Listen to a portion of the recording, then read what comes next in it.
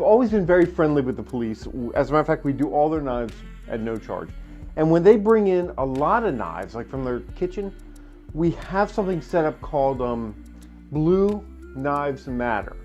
So we have a program where if you bring in, you're a police officer and you bring in a bunch of knives, we will text one of our friends and they will pay for it.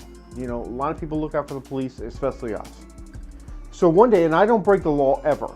I might speed once in a while, but that's about it. So one day I'm driving down the road, I've got my truck and my trailer, and I'm going the speed limit, shockingly enough.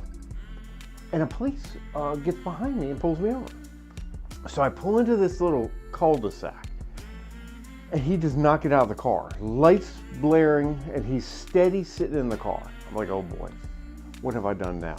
So, you know, a couple minutes go by, and another police car pulls up and kind of does a, like, block the road to make sure that no one else gets to this.